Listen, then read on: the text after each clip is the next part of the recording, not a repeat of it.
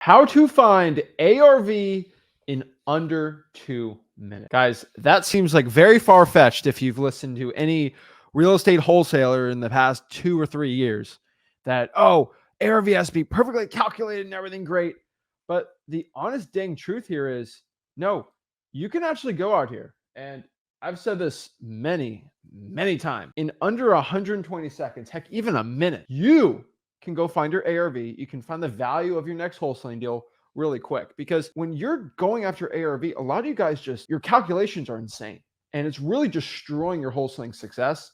I think a lot of it's a knowledge issue. And so what we want to do is really share with you out of a lightning fast ARV, how to calculate repair cost in about 15 seconds.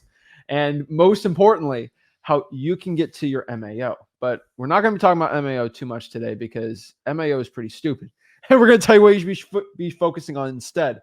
And really at the end of this video, what my point is, I'm trying to get everyone here out of this analysis paralysis thing. And as somebody that gets sent a lot of JV deals, and all the deals coming in, like if we just sat there for 50 minutes, right? 55 minutes on every deal, what's the calculation of this? No, right? We check these deals, but I'm just letting you know when we get a deal, we're looking to make $20,000, $30,000, $40,000 on the deal. And we don't need to spend 15,000 hours checking it out. We honestly need 2 minutes to see if it's a good deal or not. And so what we're going to do is show you exactly our system for it. That's really quick, really simple, really fast. So you can do the same exact thing. If you're one of those just people that spend way too much time comping and all these things, we're going to cut it off today and get you some wholesaling success. So we're excited about this. We're going to help you out, guys, a lot today. And we're going to make you a lot more money in wholesaling real estate. So we're pumped up for this. So let's talk about this myth of ARV, right? Yeah. Like it's calculation. So from the top, what is ARV, right? Like what is your definition of it? So I've heard multiple terminologies on it. So I hear after repaired value. I've heard after retail value. Like everybody just kind of makes up terms as they go. Honestly, ARV is probably the most misleading part about figuring out the value of a house. So ARV, does it mean, is it go in full rehab? Is it in like normal conditions? And that's the problem. A lot of people do ARVs to the tippy top of the scale of what the property should be. And in my opinion, just take that property under normal terms without all the huge repairs on it. And I would just do average wear and tear. But so many guys pick the highest ARV of a brand new renovated property. And I'm telling you, that's the hardest way. You guys already know, I told you, if you spend more than 10 minutes doing a comp, you're going to have a real problem in wholesaling, because comps, to get them perfect, you have to be a realtor, because that's how they make their money. We're somewhat guessing. And remember, if I have to break out a calculator, if I have to spend more than 10 minutes, I know I'm overpaying for the property. So you just start with that basic rules. But like ARV, like what's your definition of an ARV? So ARV, guys, I want you to know you are overcomplicating everything you've ever heard of wholesaling real estate. A guru's trying to make wholesaling confusing to you. A guru's trying to get you all stressed out. A guru's really trying to, right? What ARV really is, it stands for after repair value. And so let's kind of get over like these terms, right? After repair value. So that is what the property is worth in its best case scenario. It's its best condition, right? The fix or upper type value. And so if I see a house and I see what the value is of it, okay, if I poured 50 grand in repairs, which it needs, what it'll be worth. Yeah. And I know this sounds really stupid, right? But like, think of value. What is value? Value is basically what someone's willing to pay for something. That's the value of something, right? So what is a foot long from Subway? It's worth about $5 because people are willing to usually pay for it, right? Or $6, whatever it is, right? And so understanding that's what it is. So what is a house worth? It's worth what someone else is willing to pay for it. And that being said, if I know right now this property, I talk to buyers, they want to buy it for $120,000. But if I put $50,000 in repairs on it, it'll be worth $170,000. Mm-hmm. Okay, that means the ARV, the after repair value, is $170,000. Now here's the issue. A lot of you guys, and this is the vast majority of you wholesalers, believe that this value, this ARV, is a perfect number. It is like, it's like math. You guys are used to school, right? And school's really stupid for most of it. But like a lot of you guys are used to this, right? Here, find what X is, right? It's like 5X plus 2 equals 16. What's X, right? And, people are like, okay, you do a calculation, and this is the exact number, right? And a lot of you guys truly believe from school, when you're doing ARV, there's only one number, and that's the exact number. ARV is an estimate. It is not an exact number. It is, I hate to say it, it's a guess. It's a range. It's okay? a range. A range is the best way to describe it. And what I mean by that is if I try to sell a deal and I talk to a cash buyer and I say, hey, Mr. Cash Buyer, how much do you pay for this property? One guy will tell me 125 grand. One guy will tell me 128 grand. One guy will tell me 100 grand. One dude will tell me 50 grand. And another guy will probably tell me 130. Mm-hmm. Are they all wrong? No, they're all right. It's a free market. We live in a capitalistic society when we're doing wholesaling, right? Yeah. It's just what someone's willing to pay for it. And so, yeah, if I sell it for 50, I guess it was worth 50. But if I sell it for 130, it's worth 130. But here's the issue. A lot of you wholesalers will try to sell it for 190. And you're getting offers for 120, 130, 125. And be like, they're all stupid. They don't understand. Yeah. No. If 15 buyers are all within 120 to 130 range, that's what the market price has basically determined for that thing. If you try to sell a vehicle, right? Let's say a 2020 Toyota Camry, they're going to sell between 15 and 20 grand, right? You're not going to sell it for 40. Some of you guys wholesalers will say, oh, I saw this Toyota sold for $100,000 and it was like a fancy Lexus. That's what you guys are doing. Like, oh, you're too like optimistic with this. And the truth is it's a guess in a range, but you can kind of get in a good range. It's like kind of doing a car, right? You guys have cars. You can kind of get a range of what the car is worth, right? Now, you can see what that car is worth if it's really nice with no miles and when it like same thing. And here's why I'm using a car analogy on this is because everyone has sold pretty much a car before. Everyone understands how to get a value for a car, right? Yeah. Because if I was going to try to sell a Toyota Camry, what am I going to do? I'm going to look at other Toyota Camrys in the area that sold that are very similar, right? Kelley Blue Book. And that's it. Yeah. Like you guys don't go after the highest priced one and be like, okay, that's what I'm going to sell. No, you look for a range, right? And a lot of you wholesalers don't do this. It's mind-boggling to me. That's how you do it, okay? So most wholesalers, and I've always said this, they spend way too much time. They put way too much effort trying to do this. And within 2 minutes, you can do this. Like within 2 minutes, I can find the value of a car. Like it's pretty simple, right? You just see what they're listed for, what they're selling for, things like that, right? And cars, you actually don't get sold prices. You only get list prices. And like that's kind of the funny part. You're just putting way too much effort in. And so what we're going to do today is show you exactly how under 2 minutes, you can find ARV and MAO quick, easy, and simple. And so let's just not waste time. Let's get in this straight into it. Now, number one, like a car or whatever, we have to identify the information. And what do I mean by this, right? We have a subject property. Hey, I want to sell this house. Okay. Well, let's look up the property, right? Now we have to identify the information. This is stupid simple, but a lot of you guys skip this part. And I think it's actually ridiculous you guys actually skip this part. But like, let's think about this for a second.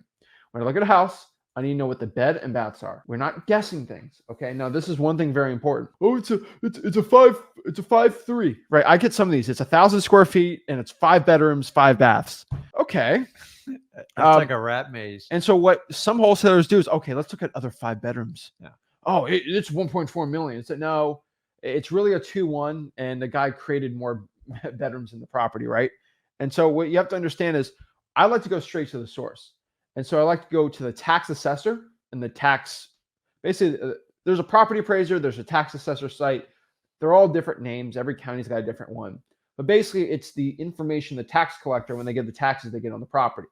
When they do it, they look at the house, they get the information, they get the listing. Because what you're going to find is you're going to get people that you're trying to find the square feet and they're like, I don't know, it's a square feet. I think it's 1,500. You think? And then you lock it up thinking it's 1,500 and then the buyer's like, it's really 1,000 square feet. Oh, and then the seller's like this. Well, I included the garage. So like, let's go to the next one. So bed and bathrooms. How many bedrooms? How many bathrooms? Simple as that. And if it's unpermitted, which means they added, let's say, for example, here, it's a 2-bedroom, 1 bath. And this is a Florida thing a lot, where basically they family members move in, they are older. Port St. Lucie thing. Well, it's all Florida. Miami has this. Port St. Lucie likes to convert their garage as an extra bedroom. Yes, Miami does this. Fort Lauderdale, Orlando, they do it everywhere. And basically what this means is they'll take the garage, they'll seal it up, put an AC system in it and be like, it's a 3-bedroom. Yeah. Now, you have to pay for a permit because there could be fires, electrical hazards, and all these things that people could actually pass away from Gotta be if up you to don't code. do it the right way. Yeah. But people don't do that, right? And so they like, it's a 3-bedroom. Well, it wasn't permitted, so it doesn't count. And we have to understand is, yes, that property does have 3 bedrooms technically if it got permitted, but it's also a property without a garage now. And so you plus an extra bedroom, Yeah. but you minus off the garage. And so it's a neutral, okay? It's like 5 plus 1 is equal to 6, minus 1 is 5. Yeah. It's still 5. So the value of the property doesn't go up when they convert the garage because it loses a garage, which is actually valuable on a property. And just so you understand that. And so And it looks like a garage with like carpeting down on it with like a window unit. It just, when end buyers see it, they're like, no. And you got to understand, as wholesalers, we get stuck with all these houses because they didn't pull the permits, they didn't do anything right. And then they're like trying to give you a 2-1 and tell you it's a 3-1.5. And you got to know when you do your comps that end buyers are going to see the same thing you do. Like you see a problem 9 times out of 10, when we get those types of house, the fix and flipper just converts it back to a regular garage. It's easier. It gets more value for the house. And so the bottom line is, don't get stuck on the number of bedrooms. It doesn't really matter. It just doesn't matter at all. no, right? And so what I mean by this is, if you're getting this, you just have to you have to be kind of smart with it. That's kind of the best way for me to explain this. And so also what I mean by this, and this is really important. And so like, I know I'm just trying to explain this the right way. So if the garage is converted, you're going to get sellers. All right. They're going to say this, and we have to really understand this with our ARV and stuff, right? The property goes from a 2-1, which is 1,000 square feet, to a 3-1, which is 1,200 square feet. And they want to sell the house like it's a 1,200 square foot house. What you must understand here is, yes, it is 1,200 square feet, but it doesn't have a garage. So you have to minus it off. And so what you need to do, and this is controversial, and this is what we've always done, is what it originally was, that's what it's worth. That's it. Comp it as a 2-1 that's 1,000 square feet. Even if it's 1,200, you have to minus off no garage. And so just treat it as a 2, whatever the taxes originally had it as, do it like that. I think that's where a lot of wholesalers starting out, they have sellers try to screw them. Or you know why people try to add square footage? Because realtors, they use a trick like, what's the cost per square? $150, $200 a square foot. We're going to get into that. Yeah. And so you just got to be careful with this. And so the next part here is actually looking at the square footage. Now, I want to make sure everyone understands this. Square feet is a very, very, very wrong data set your sellers are going to give. I would say, and this doesn't seem like all that, but it's a lot, about 15 to 20% of your sellers are going to be completely off on the square footage. Not their fault, but what they're going to do is they're going to go on Zillow, which is about 400 square feet off, because they pull an API from the tax. And under air and non-under air, like it all gets confused. And so Zillow says 1,500 square feet. They just assume it's 1,500, when it's really 1,200. But the porch with the API, Zillow just assumed the porch was not a porch. Yeah. And so the seller thinks it's 1,500 square feet. Now, if you go to the property appraiser, you go to the deed, you go all these things, it's really not 1,500 square feet. It's actually 1,200. And so the seller's going to tell you it's 1,500 square feet. And then you get an offer to them that's 1,500 square feet. They look at comps that are 1,500 and they get screwed up in their mind. What you really need to do is find the actual square footage, not what Zillow says, not what Realtor.com says, heck, not what PropStream says sometimes, right? Go to the actual property appraiser site, the tax assessor that has a sketch of the entire property, and just look at what it says. That will actually show you the true, real one. Guys, and that's the only one you want to believe, because that's what's on record. And sometimes properties get listed, and then like what realtors do, I've learned the hard way, is once a property gets listed once on MLS, regardless if it winds up being a wholesale deal or not, everybody just copies the information. So one realtor gets it wrong, it's like in there for life. And when you tell homeowners that's not the square footage, they usually get very confrontational with you. There's 2 types of definitions on your property appraiser site you have to look at. One is called UA, which means under air, and the other one is UR, which is under roof. Now, under roof is going to be proportionally bigger than what's under air, because it's going to any overhangs, any patios, anything like that. So always calculate under air. If you calculate under air off the property appraiser site, you now have the truth. If it's right or wrong, it doesn't matter. That's what it has to be priced out, because to change it in the tax records takes a long time. So if we're buying it right now, even in the next few months, I have to go what's off the property records. And guess what? If they're different, then they need to go to the city and they need to apply for the permits and get it correctly. It's not my problem. So guys, go to the property appraisers under air UA. A lot of sellers will mislead you and put the under roof. They'll include the garage. Garage is under roof. That's not something that we evaluate when we do it. Does it have a garage or not? Does it have a pool or not? They are yes or no. So you got to go through, you got to compare apples to apples when you do this. It's so important. Property appraiser site. Don't take Zillow. Don't take MLS. Don't take TWILIO. Go to the site. So just we're going to be very clear. Just do that. That's the best way to do it. Now, next thing we calculate is we want to know the property age. This is very important. Now, this is really easy. Like you pop out the property appraiser. Yeah. All this info's there. Okay. Like it's all there. All right. And that's just when was the property built. Then we look at property type. And what I mean by that, it's not just a Florida thing. Every place has this. We want to know, do we have a house built in 1854 in Pennsylvania? Or do we have like a concrete structure, new construction in Yuma, Arizona? Right? We got to understand this because we got to compare them, right? And so now we get all the information. What we do is step 2. It's just really simple. We compare, all right? Or what we call comps. And so comps is short for comparables, simple. And so now I got a list of what my property is, what the subject property is, and we're going to look at very similar ones.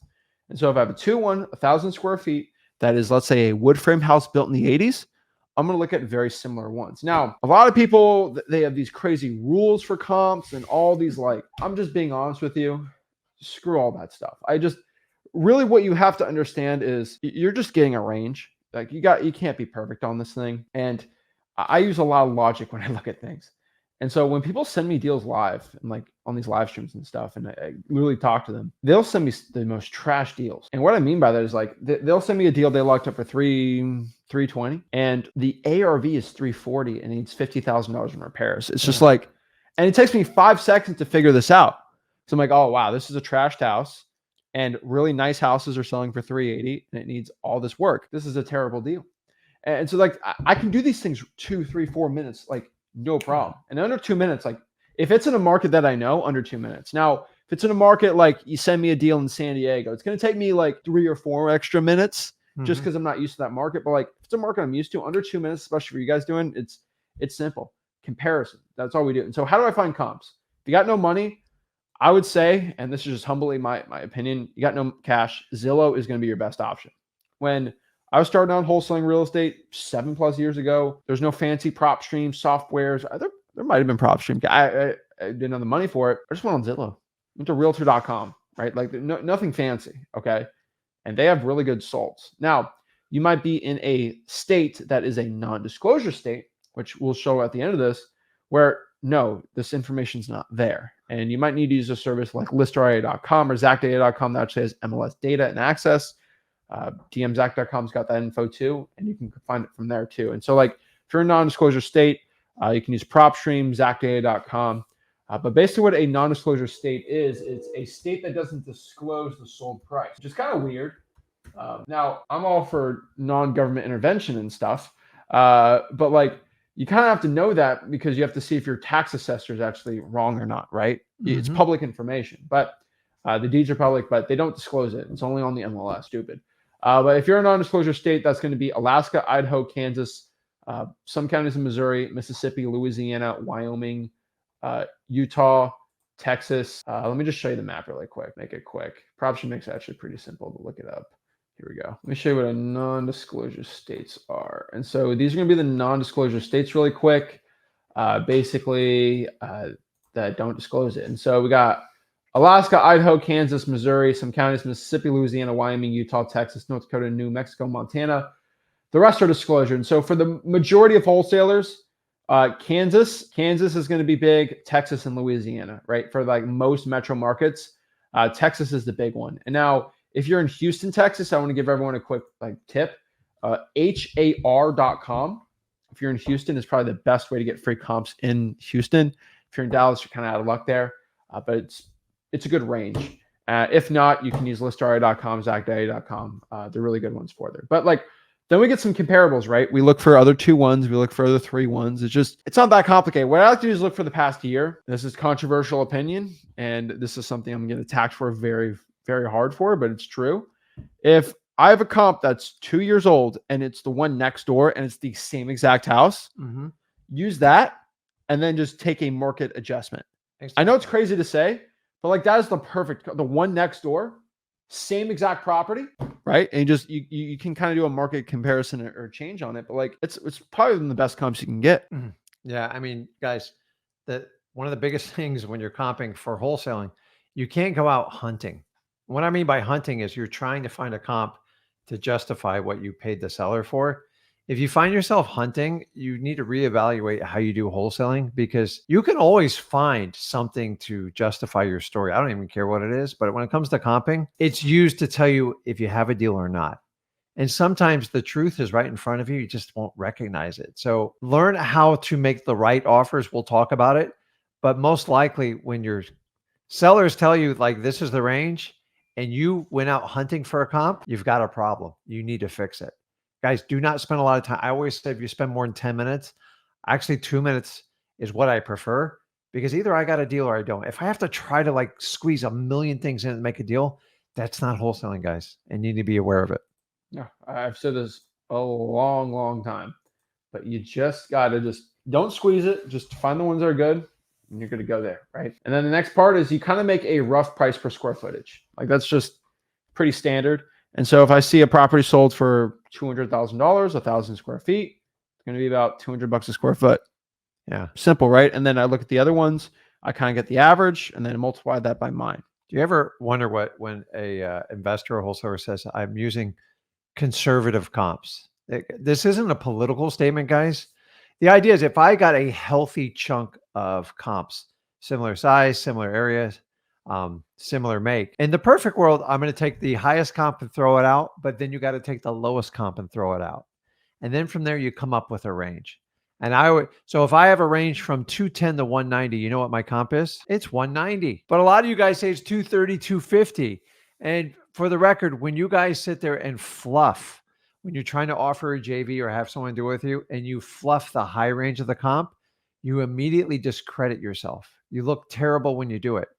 Because if you don't think a JV partner like me and Zach are going to look at the numbers, the other thing is too, is when you go, listen, I got this deal under contract for 200 grand smoking, it's worth 400. You better make sure you know what the repairs on it, because if you think we're just going to ignore the repairs, eventually it's going to come out. So conservative means take the lower, because listen, I'd rather you make more money than less.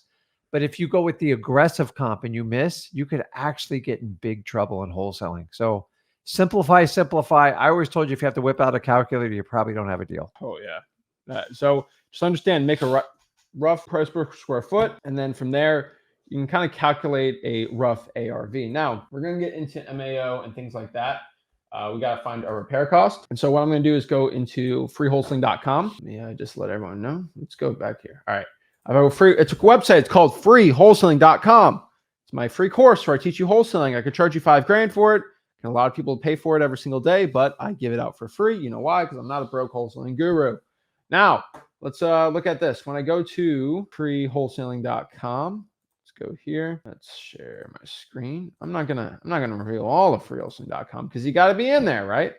But if you go to freewholesaling.com, you go here, you go to ARV. That's interesting. ARV, right? And we scroll down and we have basically our repair sheet, right? And so like, I mean, for example here, I have a whole breakdown of this where I'm sharing exactly how to do the repair costs, right? And I only pull up properties that are on the good side, bad side, but like, here's the repair cost sheet. Actually, can I just open a new tab? Yeah, I think I can do that. Let's pop this up. There we go. So this is the repair cost worksheet. We're going to update it for 2023. Sorry, 2024. Inflationary pressures? I'm not really. I mean, inflation's pretty cooled down, but freewholesaling.com, this is basically the repair cost worksheet. Screenshot this, or just go to freewholesaling.com. It's all in there for you to download. But basically, if you have a property, this is really roughly the repair cost. It should take you 5 seconds to do this. And my guru said, I don't care what your broke guru said.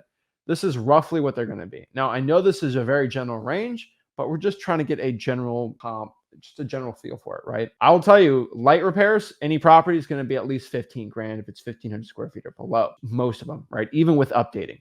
Medium, 25 grand. Heavy, 60 grand.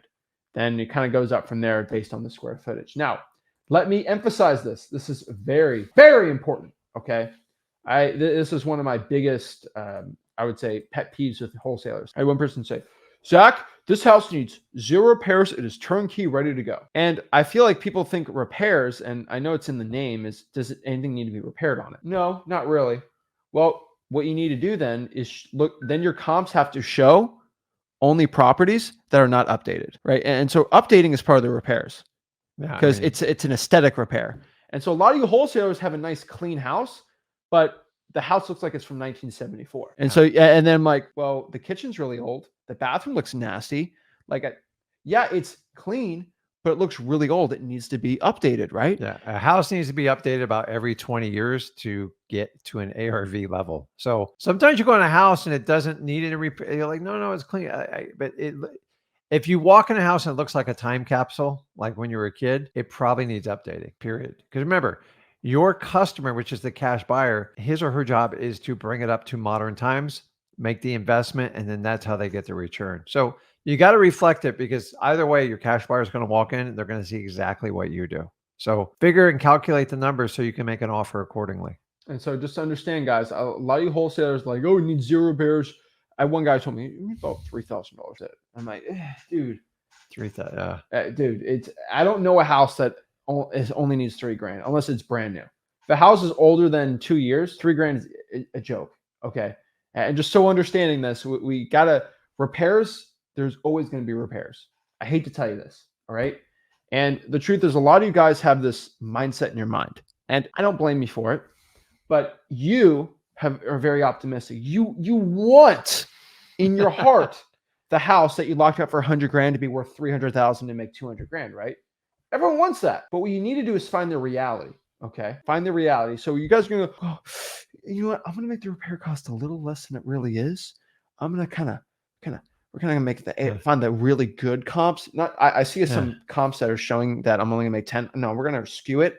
The cash buyer, he's going to look at my comps. He ain't going to do it himself. And he's going to be like, wow, I can pay Zach $70,000, right? And I'm going to, no, guys. Cash buyers don't do that, guys. They do their homework. And honestly, if you think you're fooling someone, you're only fooling yourself. Get it right, get it under contract at the right price, and leave some money so a cash buyer can make money. But if he has to outdate it, you understand, like, these people sometimes spend 6 to 12 months every waking day, 7 days a week fixing up these properties. We're getting in and out as wholesaler because we're smart. Yeah. And that's what you need to do. But like when you pick the highest comp and the lowest repair, you just waste your own time. Mm-hmm. The only person you're fooling is yourself. Money is smart. Cash buyers are going to see they're going to see more than you ever do, and they're still going to negotiate. But like when you don't give them the accurate numbers, it's problematic. No, but basically what I mean by this is you're not going to go out here and find what makes you feel good. You have to find the true reality of the property.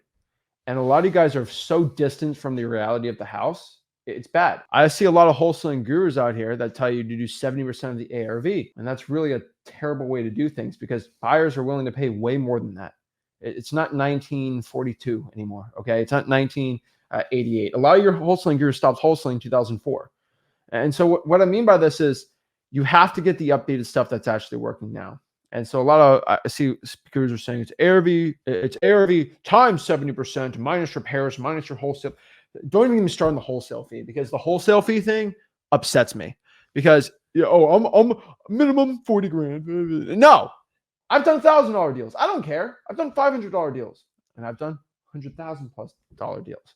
Every deal is different. But what I'm trying to let you guys know is you have to find the reality of the situation. You have to, like I've said before, remove your emotion from this, because your emotion wants you to make the most for it, right? Logically, what are similar properties going for?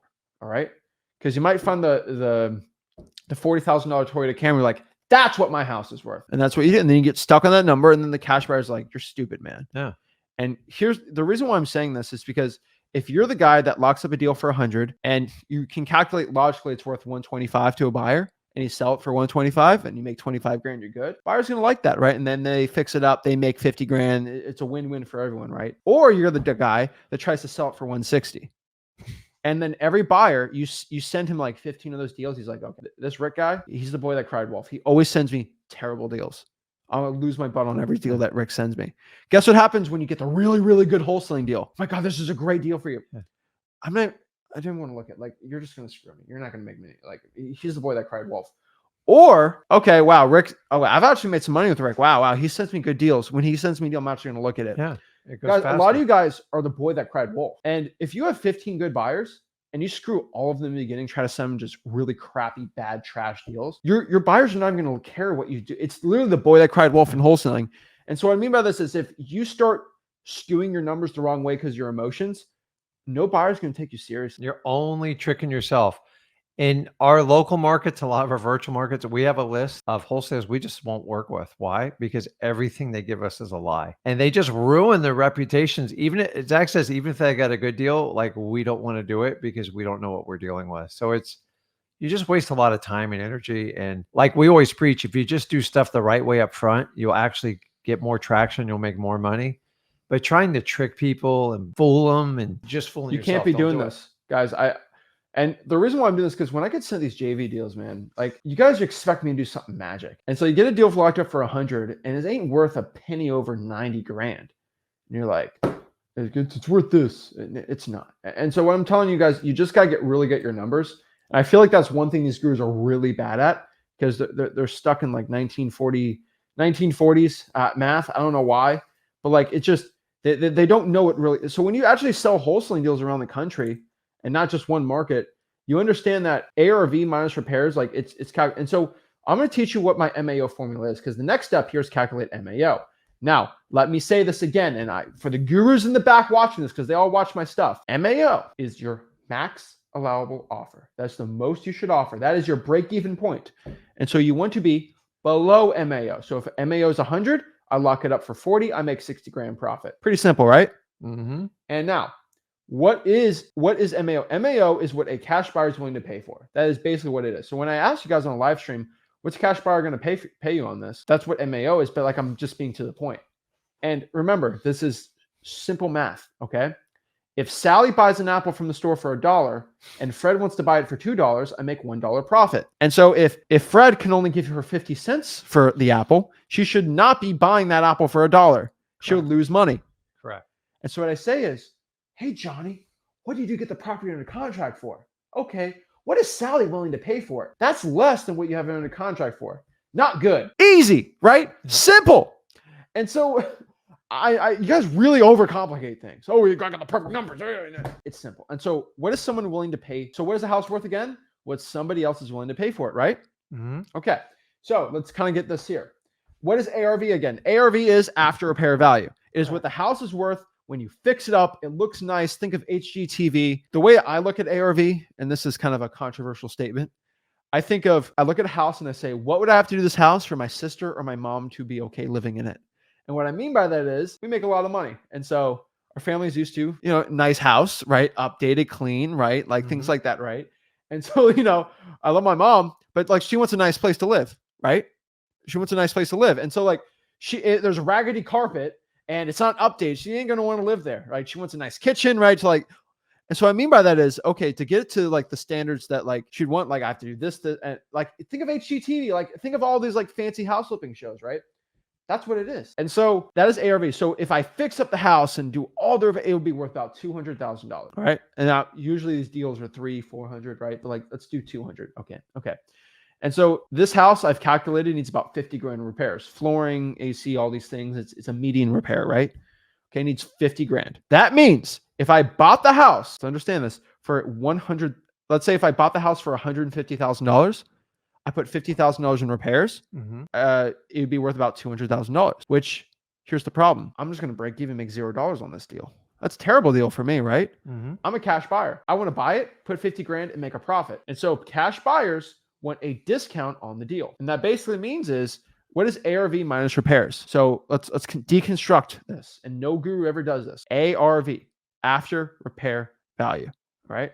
So let's get rid of the after repair. All right, let's get rid of the repairs.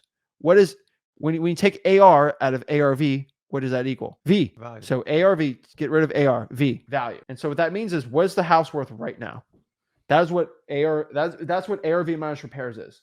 ARV minus repairs, you just take the AR out of the V. That is what the value is right now. What I mean by value is, what's value? What somebody is willing to pay for it. That is what it is. And so a cash buyer is willing to pay ARV minus repairs. That is what, not a cash buyer, what the market's willing to pay. So if a house is 200 grand ARV and needs 50 grand in repairs, it's worth about 150 grand right now, right? Mm-hmm. Here's the cool part. If you throw the property on the market, you'll probably get offers for 150 all day, every day. But you got realtors, you got fees, you got all this stuff. Now a cash buyer would probably, he knows the value is 150 grand, but considering he has to put 50 grand in it, he wants to make a profit, he's got to put the work in it, he's going to want a discount. He wants below the value of the house? Yes. Yeah. So what we do as wholesalers You got to do the work. is we put the property under contract for a deep discount. So let's say this is the value. We put it for a deep discount, and then we sell it to a cash buyer for a discount. And then the in between is what we make. We are the deep. Yes. And then the discount, the service level discount goes to the buyer. And what that means is buyers like to buy for a discount, but we get a deeper discount, and then we sell to them. And so because every buyer wants a discount because they want to make a profit. Duh. And so we look at ARV minus repairs. That's the value of the house.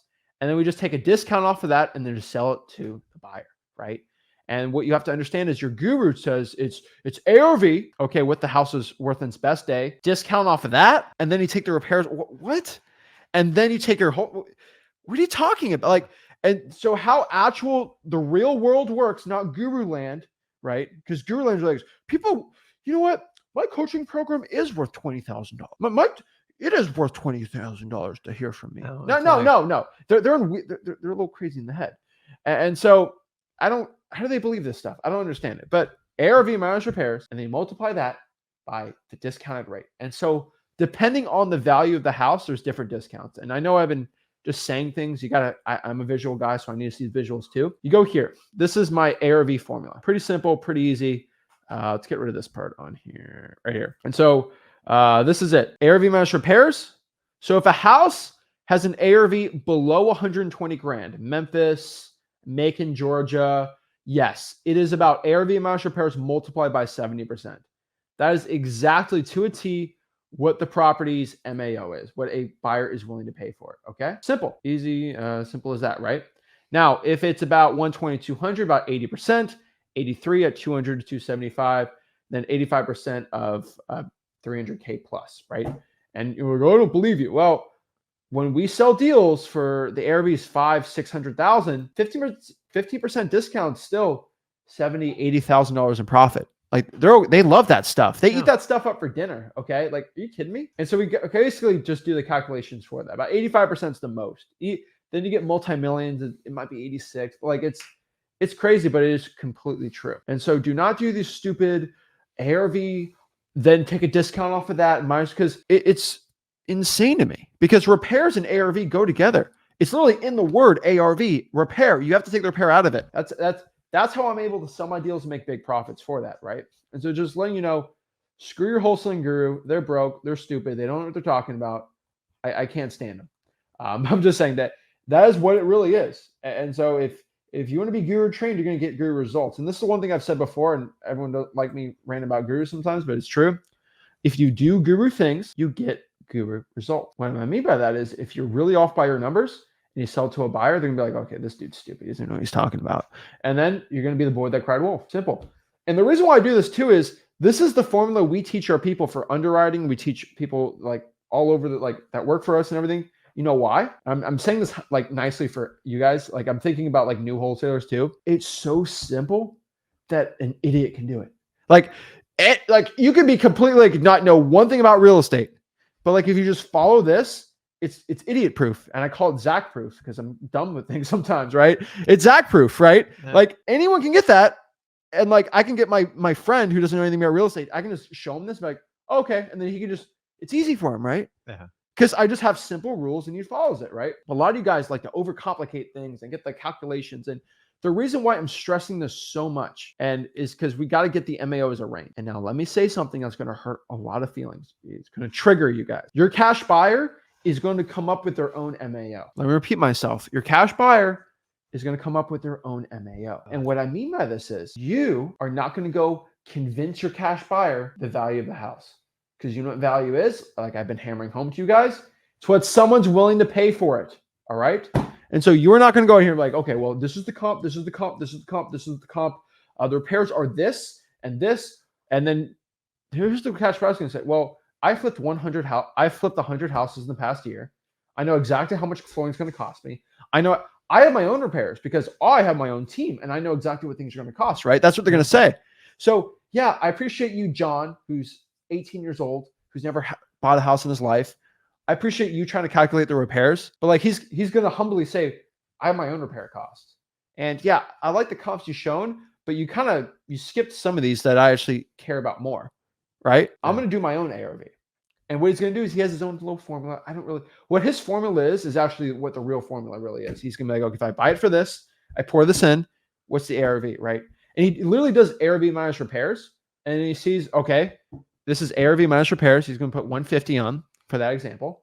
And he's going to say, okay, so it's 150 is going to be my ARV minus repairs. Now he's going to say, actually, no, he's going to do 200 minus my repair cost, whatever it's going to be. Let's say 40. That's 160. How much do I buy it for? 110. All right. He does the calculation there. He's like, okay, I can make about 30 grand on this. Yes, do it. Yeah. Or he'll do it, say, I'm only make 15 grand, right? He's going to do his own numbers, which you're not going to do. It's going to be a little more complicated. He's going to spend an hour doing it, not you. Because if you put your own numbers on there and then your cash buyer debunks them, he or she's not buying from you. So you actually do a disservice by putting comps up there. Listen, the comps will always speak by themselves. If you show them or not, the only comp I would ever put on if I was like technically trying to prove value is maybe the house 2 doors down. Like if it's in that block and it's the exact same one, then you point them. But if you keep pointing them and your comps and you're reaching, you're hunting like we talked about earlier, it will blow up in your face. We're not realtors, guys. Cash buyers are going to figure out what their MAO is, and they're not going to pay past that. I don't care what you throw up there on a comp or your repairs. And then the standard repairs with wholesale, he's 10 to 15. It's if you're just doing the guessing thing, just use words like it needs a cosmetic repair. It does need some work, needs some love. You know the code words realtors use. No, it's stupid. Cozy means small. No, I know. And so just letting you guys know, your cash buyer, they're going to come with their own MAO. And so MAO is for you, just so you don't get it under contract for too hot. Now, I want to repeat myself. You will not convince them. Let me repeat myself. They say, so you have a deal locked up for $100,000. You want to sell it for 120, right? Mm-hmm. And they say, I have to be around 100, 105 on this. You're not going to go back and say, no, you're wrong. You're dumb. You're stupid. It's actually worth 120. You need to pay me this. I know it seems funny to say, but like cash buyers really do this. Wholesalers really do this to cash buyers. You try to convince them. You're not going to convince these guys. I mean, you don't get $500,000 just to pour in a property to flip by being stupid, being honest. Like you don't get that money by being an idiot, right? I mean, some do, but I'm just saying like they have their own formula. And if you're talking about a buyer that's actually flipped 3 or 4 homes before, they have their own way of doing things and their numbers are really good because they know themselves better than you know them. And so you're not going to convince them. And so you just got to be simple. Hey, do you want to buy this deal for $120,000? What does that work? So I'm selling it for. Oh, I got to do 115. Well, 120 is the price. I have other buyers. If you're willing to do it, sure. If not, I'll just sell it to someone else. I know there's a good profit on this one. If I'm wrong with something, please show me and let me know. But that's just what I found. And you can do it respectfully. And they're like, well, no, I can do 120. Sure. And boom, you're good to go.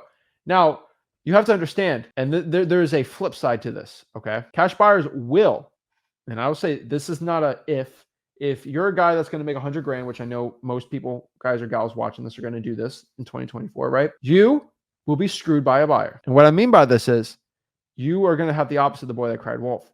You're going to try to sell a deal for 120 and the buyer's like, I have to buy this thing for 7. And you're like, I can't do that. I guess I have a bad deal. And you only talk to one buyer. Yeah, that's really bad information. That's bad. And so what I mean by this is you want value is what someone's willing to pay for it. So if that guy's not willing to pay for it, see what other people are. So what I like to do is I like to talk to a multitude of buyers and get a mean average, right? So yes, like I said before, if a deal's worth $125,000, there's going to be $125,000.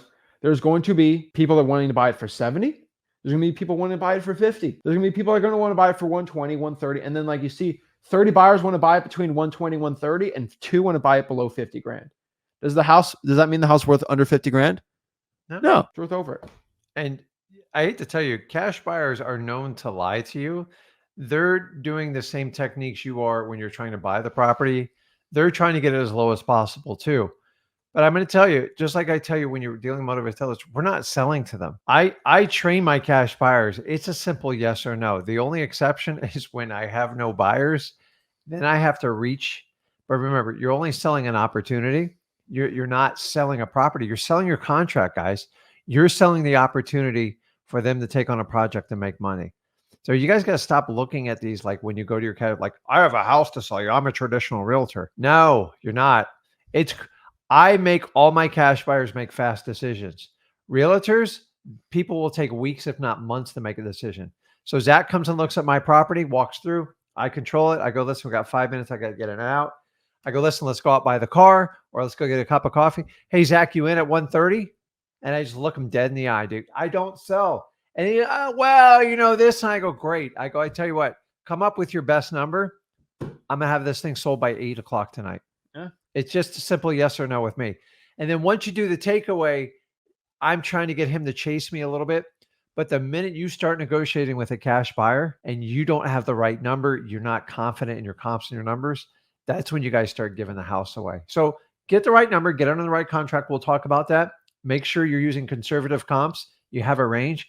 And then when you go to cash buyers, if you have confidence, let me ask you, when you buy a property from a wholesaler, can you tell instantly if they're confident or not when they try to sell you the deal? Oh yeah. Like right off the bat. Now, when the guy gives me 8 comps, I go, let's go. I'll go just like, let's go through the 8 comps. The first 2 comps are complete BS. I didn't even waste my time on the rest of the project. You need to do the same. You guys got to think way ahead of your cash buyers. So when you're confident and they see, crap, dude, Rick did his homework. He knows his numbers. He knows what he's got. You ever people say, I know what I got. You've got to know what you got. If you know what you got, they're easy to tell. If you don't know what you got, you're constantly seeking someone else's opinion. And let me ask you this. If I ask 10 different people a question, no matter what it's about, I guarantee you, for the most part, you're going to get 10 different answers. No different with cash buyers. Oh yeah. So guys, you will not convince these people. FYI, they are not dumb. And so what you got to do instead is just get an MAO. Here's the cool part. Just lock the deal up for so low, you're going to make a ton of profits on it. And so what I mean by this is just find the LAO. LAO. What do you mean by LAO? LAO is not MAO. It is a new, I mean, we kind of coined it this year, right? Yeah. Every other guru talks about MAO. So what we do in Flip with Rick is we talk about LAO. What is LAO?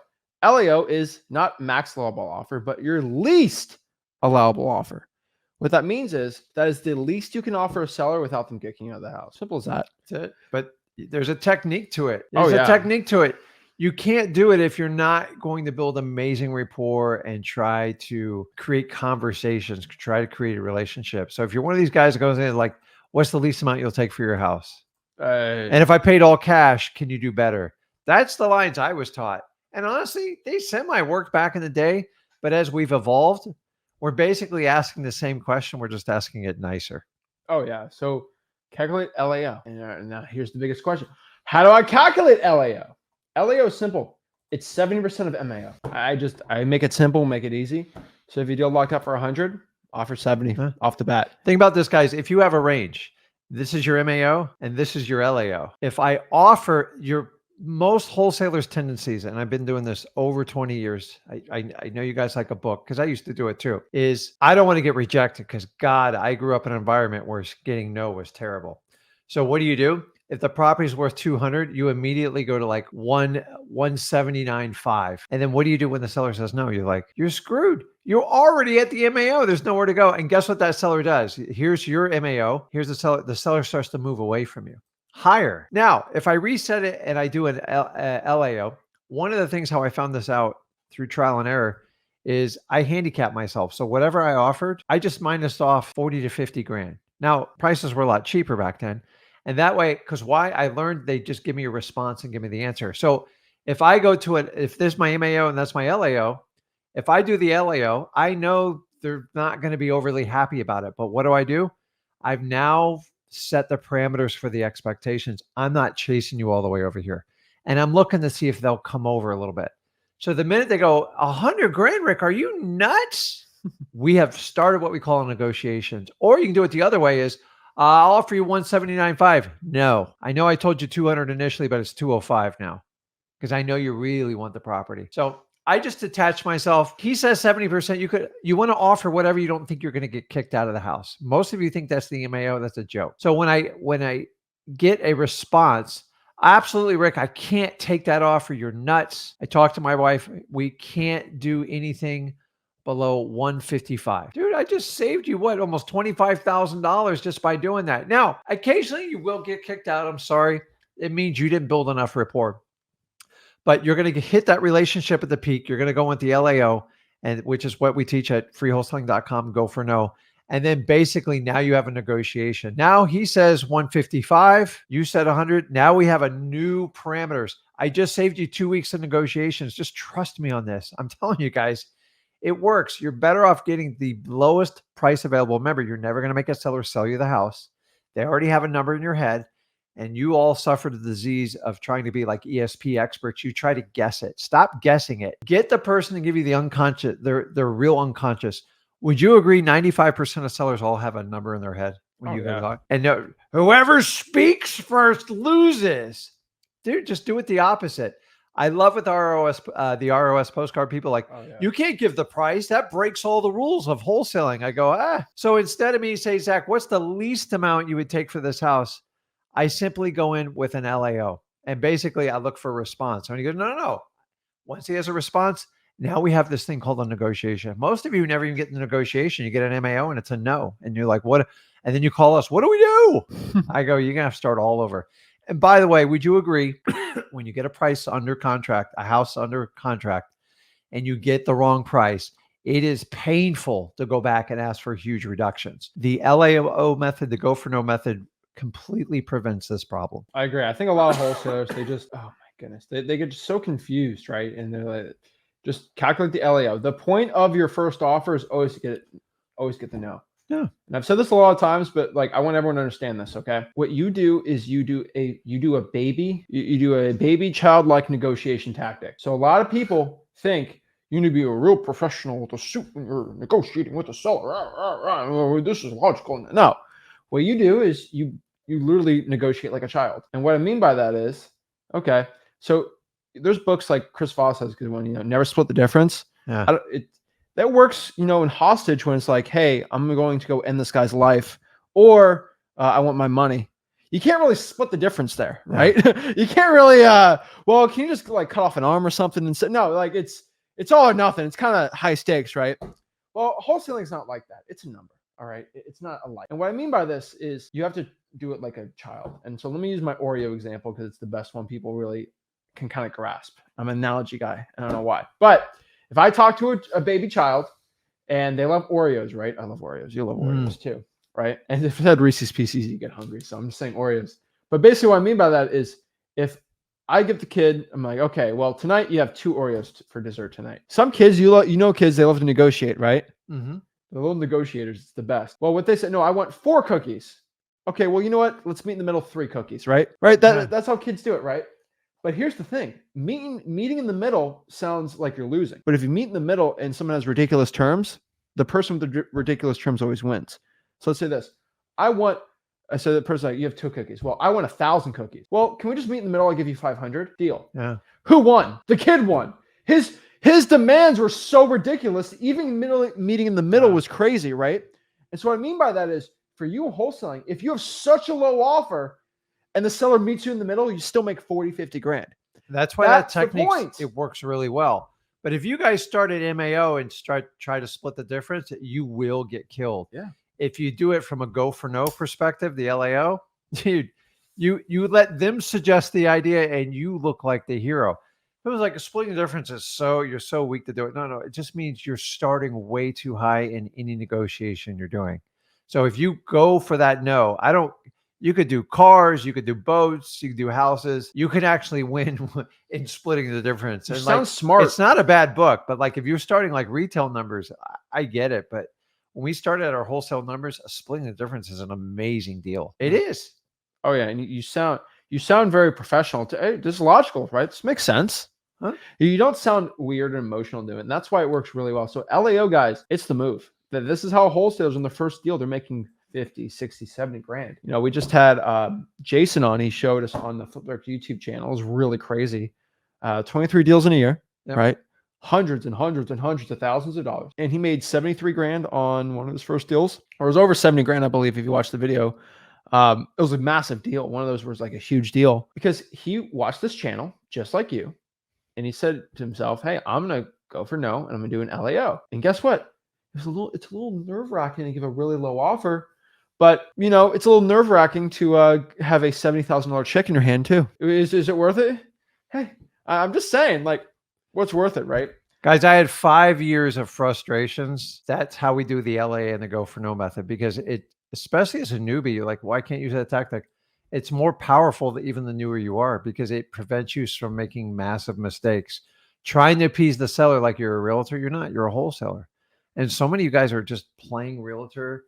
And so many of these companies have popped up where all we do is focus on dispo. Go get your real estate license. Honestly, if you can do that, just go get your real estate license. You want to be a wholesaler? Listen to this. You use the LAO, the go for no method. I don't want you buying every property when you talk to a seller. That's realtor land. They list it. Your job is to find the most motivated ones, get the best deal possible, and we create a win-win situation. At the end of the day, you can't make them sell your house. So you can satisfy their needs. They like you. You show confidence, and you actually create an incredible rapport with them. This is easy. I don't bat 100%. He don't bat 100%. You're going to get rejected more than you get accepted, but it gives you a great starting point. If you do not go for that go for no, on average, it will cut your negotiations down by like 90% because you cut to the chase much faster. But you got to build it up. So many guys walk in the door. What's the least price you'll take? Like, it's ridiculous. And so, yeah, it's just a number. You're transactional. We're not transactional. If you want to be transactional, just go in and be aggressive. If you want to build rapport and get the lowest number, invest time, get a relationship, and then use the go for no. Exactly. And so everyone's asking, like, well, how do I give an offer without the seller being mad at me, right? There's ways. There's the good cop, bad cop method. There is the volume method. There's all these different methods, right? Scrunchy face. Scrunchy face. But if you want to learn them, I don't have another hour to drop that off. But if you go to freewholesaling.com, or free wholesaling course, we show you to do it. The reason is it's the best way to learn it. It's fast, easy. You can watch it at 4 a.m. I don't have live streams at 4 a.m. So you can just go do it whenever you want, right? Yep. Literally, you pay me $5 grand to make you a course. This is literally what I do. And it costs a lot of money to run. It's a private server. I can show things YouTube does not allow me to do, like live seller calls, because there's privacy policy, things like that.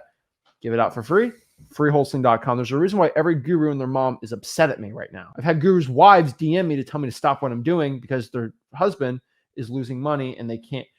And it's just getting harder for them to afford things anymore, right? Yep. It's sad. But you go to freewholesaling.com. Gurus are going to keep DMing me. So the gurus' wives will keep DMing me, and I'll start making a lot more money. And you know, I know it's controversial every time I say that, but it's true. I've shown, you've seen it. My DMs, gurus' wives have DM me, right? And do they DM me nice things or mean things? It's not very nice. It's not very nice. And so gurus, get your wives out of my DMs, especially during Christmas. Don't want them, trust me. But yeah, I'm telling you guys, freewholesaling.com. The reason why these gurus are feeling the pressure is because it's working. I mean, that was a close call. Yeah, it was. It's working, and the people are getting results, and no one, I repeat, no one needs to pay 10 grand to learn how to wholesale.